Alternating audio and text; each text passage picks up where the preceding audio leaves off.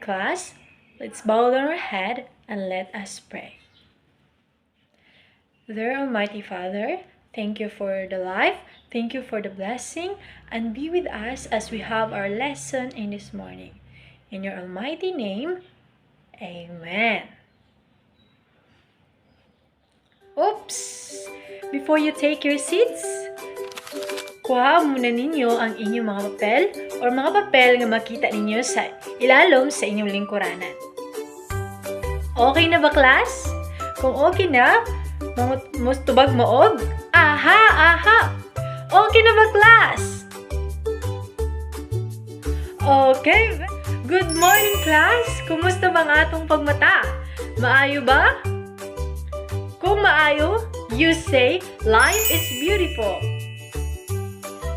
Life is beautiful. Okay, so now that our life is beautiful, let me introduce myself. I am Lava Rachel Jane Y, and I will be your first teacher from our group that will be discussing to you about our assigned topic. But before anything else, I would like to ask a question. Who among here nagagamit og cellphone, internet, or social media? Raise your hands, class! Okay, so nakita na ako nga, tanan or halos sa gagamit og cellphone dere. Samot na, kung na cellphone na ay social media. So now, our lesson in this morning is digital literacy. Our goal or our aim in this morning class is for you to be able to define digital literacy, trace its origins, and describe its components, characteristics, and importance. The second one is to value safe, ethical, and responsible use of digital tools and respectful online communication. The last one is to demonstrate skills in accessing, evaluating, creating content, and practicing online safety. So na mo'y background kung unsa ang digital literacy, but let me add an information about digital literacy. So digital literacy is the ability to use technology effectively, responsibly, and safely to access, evaluate, create, and communicate information. So ang digital literacy daw is mauni siyang paggamit sa technology nga responsibly and of course effectively. So according to UNESCO, digital literacy is the ability to access. So, kanang mag-search, kanang makuha ng mga information. Manage, kung unsa nato pag-manage ang mga information nga atong gakakuha. Then, to understand, integrate, communicate, evaluate, and create information safely and appropriately through digital technologies. So, ang digital literacy is namugna siya in 1990s. So, before na digital literacy, computer literacy muna ang tawag sa iyaha. Sa 1997 dayon, si Paul Galster, a historian educator, first coined the term digital literacy. So siya ang nagbugna sa digital literacy. Unsa may kalahian sa computer literacy sa una o ang digital literacy karon? So ang computer literacy is ang definition ana, ang computer literacy is mauna sila ang mga master sa paggamit sa technology, sa mga phones, sa mga laptops, sa mga social medias, kanang mga ingana, master sila mag-encode, master sila mag-ana. Pero ang digital literacy is master maggamit sa mga technology, and aside from that, responsible sila. Kabalo sila sa ilang mga information nga gina-disseminate sa everyone. And mastering ideas and not computer keystrokes according to Gelser 1997. So, ang digital literacy, it's not about unsa ka master magamit sa mga digital technologies, but kung unsa ka responsible sa paggamit niini. So, ingana ang digital literacy. Digital literacy, I'll be giving the floor to Teacher Balbero. Please give her a round of applause. So first is assessing information. So this is the foundational step of digital literacy. It refers to ability to find, search, and retrieve information using digital tools like search engine, databases, and website. So, kaning assessing information is this is just finding the facts, data, or answers you need.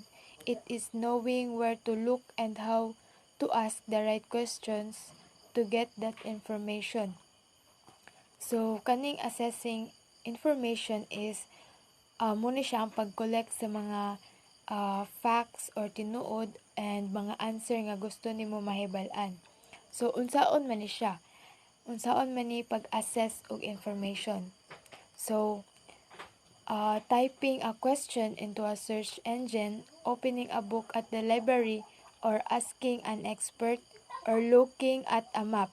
So, kaning assessing information is you need to type a question into a search engine and naana siya mugawas dito nga mga answers. For example, you want to bake a chocolate cake for a birthday party, but you don't know how. So you go online and search simple chocolate cake recipe. So by tapping that search and opening a food blog, you have successfully accessed information. Kay nakabalo naman ka kung unsaon pag-bake sa cake, that's why nga naka-access na ka og information, naka-gain na ka og answers nga gusto nimo mahibal-an. So muna siya ang assessing information. So nganong gamatter maning assessing information. So, in a world with infinite data, knowing how to efficiently find the right information saves time and ensures you get to the source you actually need. So, gamatter ning assessing information kay karon is na naman ta sa digital era, so dali ra ta makabalo kung unsa tong gusto mahibal-an, kung curious ta sa mga butang, and mag-adto ra ta sa internet para i-search dito, then mogawas na dayon ang mga answers. So next is evaluating information. Once you have found the information, you can't just take it at face value. This component is all about critical thinking, analyzing, and judging the quality of what you read or see online. So, kuani siya, ang kaning evaluating information is katunan ni siyang gina-check nimo ang information to see if you can trust it and if it actually helps you. Not everything you read or hear is true, accurate, or useful. So kaning evaluating, diri na nimo siya magamit ang imong critical thinking nga para mahibal-an nimo kung accurate ba ni nga gihatag sa imo nga information, or kanang diha nimo magamit nga useful ba ni siya or tinuod ba ni siya. So unsaon man nimo siya nga makabalo ka nga legit ang imuhang information or legit ang information nga gihatag sa imuha. So mag-start ka og critical think by who wrote this and do they know what they are talking about? Is this fact or just someone's random opinion? Ingana nga mga question. So, need mo hibalon kung facts ba ni siya or kinsa or asa man nga article gikan or kinsa man ang nagsulat ani. So, for example ana is kanang you find a 2 cake recipe. So, i-connect lang na to sa assessing information nga example ganina. So, you find 2 cake recipe. So, recipe A is on a famous baking website, has 5 stars and thousands of positive comments from people who made it. Then, recipe B is a random post on social media from 2011 with no reviews, and it asks you to use salt instead of sugar. So, diri nga part is ma-analyze nimo kung or ma-evaluate nimo and magamit imong critical thinking kung asa sa ilahang duha ang credible nga gamiton or legit nga gamiton para sa imong recipe. So, recipe A or recipe B. So, ang recipe A is mo ni siya nga kanang kuan siya na siya mga positive comments from people nga gagamit ana or gabuhat, and ang recipe B is kanang random lang siya nga post sa social media, kanang wala siya review, and wala bitaw siya credible nga source kung legit ba ni siya or dili. So diri nimo magamit ang evaluating information, and kung gusto ka makabalo nga tinuod ba ni siya or dili. So lastly, or in conclusion, so if you access information without evaluating it, you might end up knowing the wrong information. And dapat pod nga if mag-access kag information, imuha gid siyang i-evaluate una kung sakto ba gini siya or dili. Because ang ipag-evaluate sa information and pag-access og information kay importante gid kay na siya to make good decisions, and you always need both steps. First is find the information first, then i-double check nimo before nimo siya gamiton. So ingana dapat ang paggamit nato sa information. So, good day everyone. My report today is creating digital contents, and I'm discussing you what is creating digital content. So, ang creating digital contents kay involved siya sa producing and sharing information using digital tools. For example, PowerPoint presentation. Creating PowerPoint presentation to create slides or report para ma-share na to ang information. So another example is about producing educational video. Like for example, you create video how to shop online, or how to use TikTok. So in summary, creating digital content, it's involved siya sa mga information, how to share information, or producing siya using digital tools. So, good morning everyone.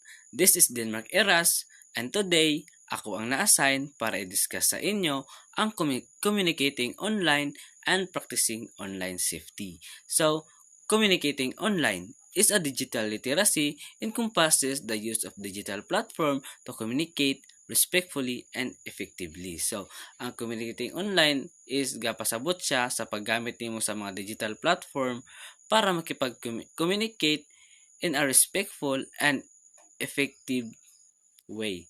So, magalang at epektibong pamamaraan. So, importante ang communicating online para dali nimo masabtan ang mensahe o dili nimo ma-misinterpret or ma-misunderstand ang ginaistorya sa uban.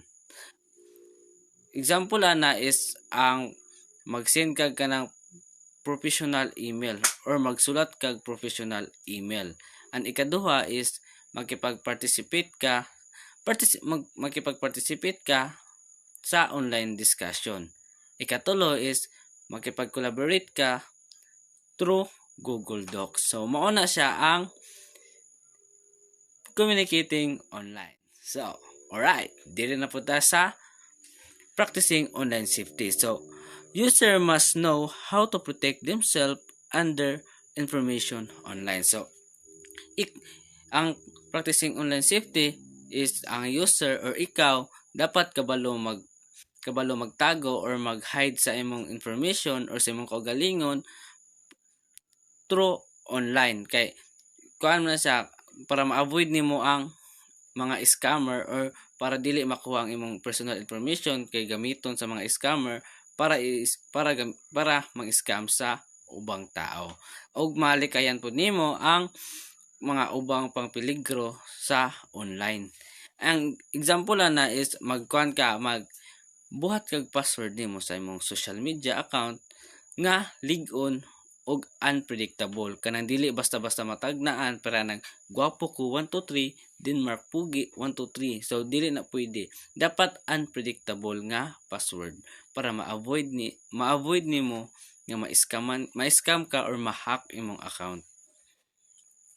Ang ikaduha is avoiding suspicious links. So, pareha nang sa Messenger karon nga mag-send sa GCash, mag-send og link sa GCash kay maka-atagan daw kuno kag kwarta. Although daghan ka confirm nga legit kini, pero mas okay man ang safety first. And ikatulo is not sharing personal information with strangers. So, bawal gid nimo ihatag ang imong personal information sa mga di nimo kaila, bisan pag sa imong kaila, para pod sa imong safety. So, dito ra taman ang akong topic, and the rest is i-discuss na sa ako ang group. Now, let's tackle about the characteristic of a digitally literate person. So when we say a digitally literate person is someone who knows how to use technology properly and responsibly. So first, we have uses technology confidently.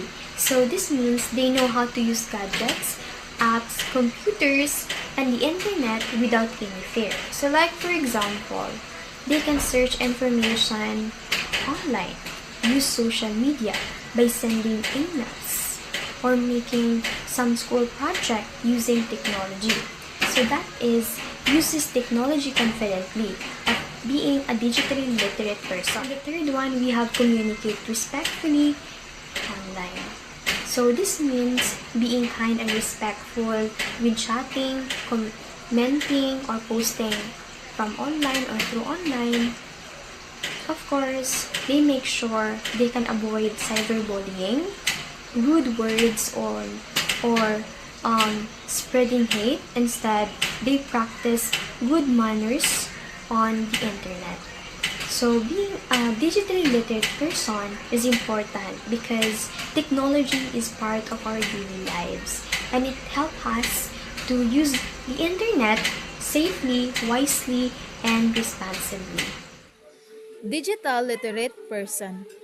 Before we start, digital literate person is someone who can use technology confidently, safely, and smartly. Now, let's go on to the examples. Protects personal data and privacy.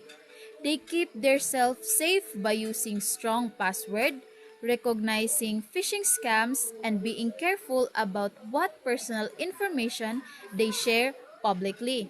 The other example is they create digital content responsibly.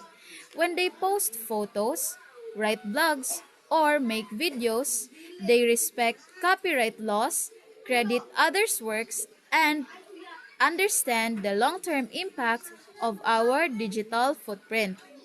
The last example is they uses technology to solve problems and learn new things. They look at devices as more than just entertainment. They use them to research answers, take online courses, or find tools that make our daily life easier. Now, let's proceed onto the next topic, which is the digital literacy in everyday's life. So, what is digital literacy? Before we start, digital literacy is the ability to find, evaluate, use, and create content using technology and internet. Let's proceed to the examples. The first one is search for information online. This is the act of using search engines effectively. A digital literate person doesn't just click the very first link. They use specific keywords, compare multiple sources, and evaluate the search results to find the most accurate and helpful answers. This is the continuation of digital literacy in everyday life. We practice digital literacy in our daily lives when we watch educational videos. Educational videos help us understand lessons, learn new skills, or review topics in an engaging way. Example of this is watching a YouTube video that explains the topic, and you can search the topic what you want to learn. Next is use online banking applications. Online banking apps allow people to manage their money safely, such as checking balances, transferring funds, and paying bills. Example of this is using a banking app to pay an electricity bill or send money to a family member. Like sa GCash, pwede na ka makabayad dira og kanang bill nimo sa kuryente. Pwede na pud ka maka ah, makapadalaan na og kanang kwarta sa imong mga relatives. Next is shop through e-commerce platforms. E-commerce websites and app let people buy products online without visiting physical store. Digital literacy helps users compare prices and identify legitimate sellers. Example of this is ordering school supplies or clothing through an online shopping app. Pareha atong gipabuhat ni ma'am sa atoa. Nga kanang gipa-try ta niya, gipa-video ta niya or screen record ta niya on how to order in an online. Next is communicate through email and messaging apps. Digital communication tools make it easy to stay connected with classmates, teachers, coworkers, friends, and family. Example of this: sending an email to a teacher about an assignment or using a messaging app to discuss a group project. Next is create presentations and reports using digital tools. Digital tools help users organize information and create professional looking documents and presentation for school or work. Example is using Microsoft PowerPoint or Google Slides to present a research project, or using Microsoft Word or Google Docs to write a report. Example ani kay kanatong ginagamit nato sa pag-report kanang PowerPoint nga atong gigamit. Mo po na example ani.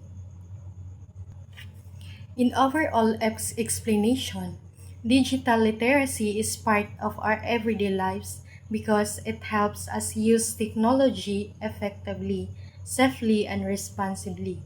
By practicing these skills, we can learn more efficiently, communicate better, complete daily tasks, and make informed decisions in the digital world. Why is digital literacy is important? So digital literacy helps people search information online.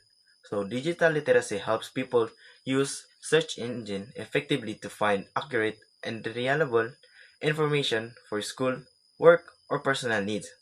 It also teaches them how to identify trustworthy sources. Through digital literacy, people can also shop through e-commerce platforms. One of the examples of this platform are Shopee, Lazada, Shein, or TikTok Shop, where people can buy products online quickly and conveniently. You can also communicate through email and messaging apps, because digital literacy helps people stay connected from school, work, and personal communication. For example, sending homework to a teacher through Gmail or chatting a classmate through a messenger. In digital literacy, you can also create a presentation and reports. People can use digital tools to prepare school or work documents, like making a presentation or documents in Canva or PowerPoint for a class or a work-related reports. So in conclusion to our discussion, digital literacy goes beyond knowing how to use gadgets. It means accessing, evaluating, creating, and sharing information safely, ethically, and responsibly. So ang digital literacy, dili lang siya kung unsa ka ka-master sa paggamit sa mga gadgets, kung unsa ka kapaspas mag-encode, but it means kung unsa nimo pag-access, pagtarong access sa information, pag-evaluate kung tama ba ang information, and kung unsa nimo pag-disseminate o pag-share sa information sa others.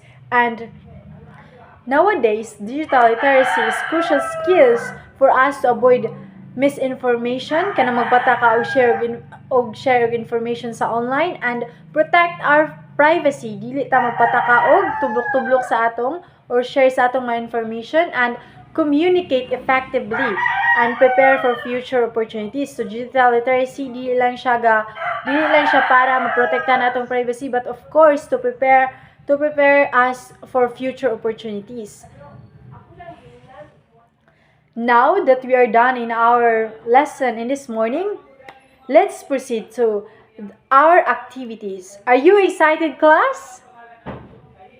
Okay, it seems that you are so excited. You're very excited. So, we have prepared a 5-question test if nakasabot ba mo sa among gitudlo karon nga bun. So the name of the game nga atong buhaton rin is red flag or green flag.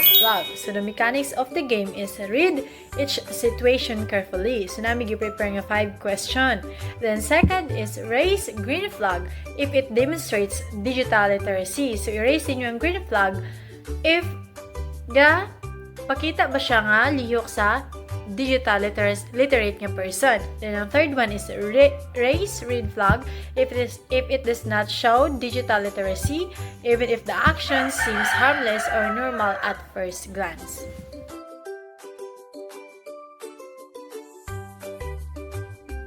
So the first situation is Karen finds a useful study guide online. She rewrites parts of it in her own words, but does not mention the website and author in her assignment. So, is it red flag or green flag? Raise your flags. Okay, so you are correct. It is red flag because rewriting without citing is still plagiarism.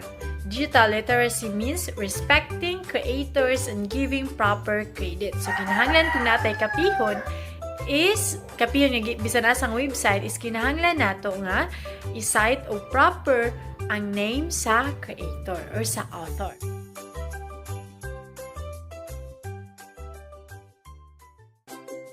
Second situation is a news post gets thousands of shares and likes.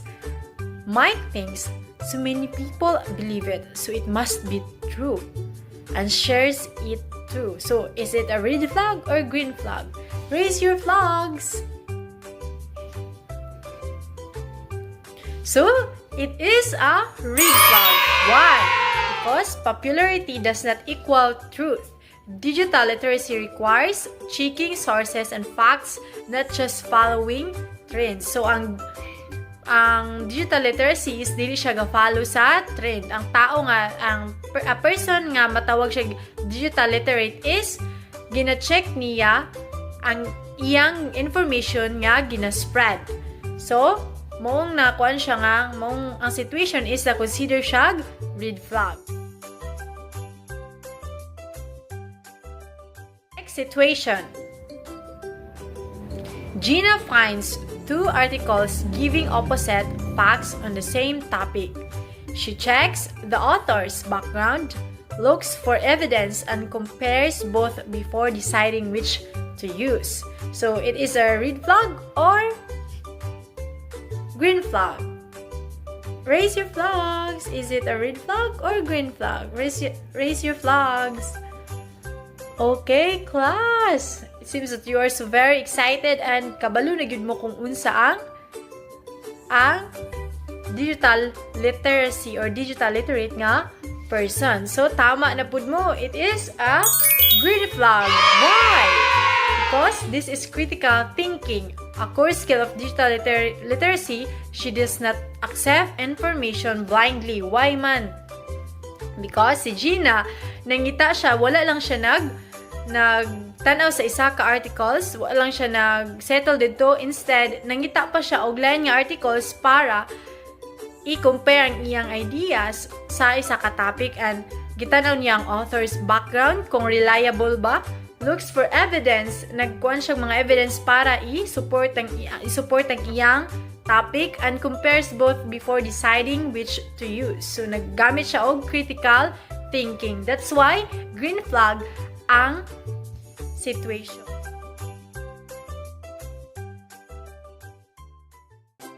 Next situation. Gina finds two articles giving opposite facts on the same topic. She checks the author's background, looks for evidence, and compares both before deciding which to use. So, it is a red flag or green flag? Raise your flags. Is it a red flag or green flag? Raise your flags.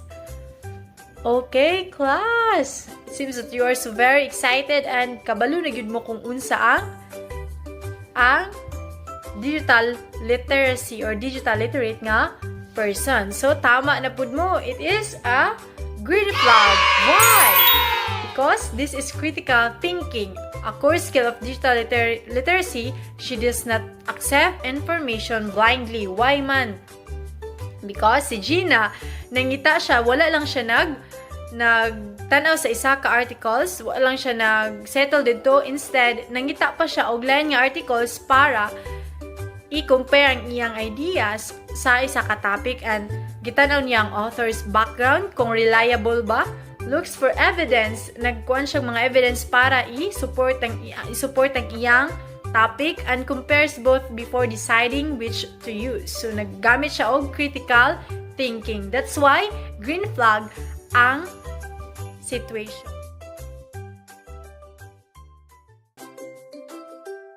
The last situation is a pop-up says, "You won a gift card. Click here to claim." Roy closes it right away even though it looks like a well-known brand. So, it is a red flag or is it a red flag or green flag? Raise your flag, class!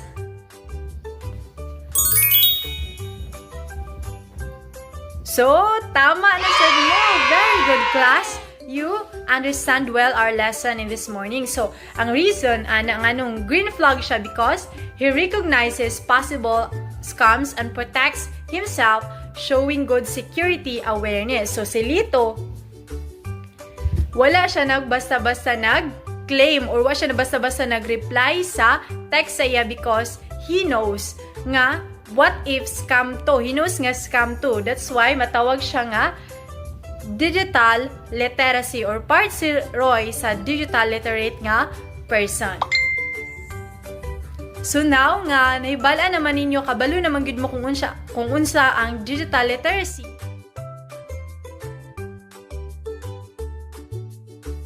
Once again, good morning, babush!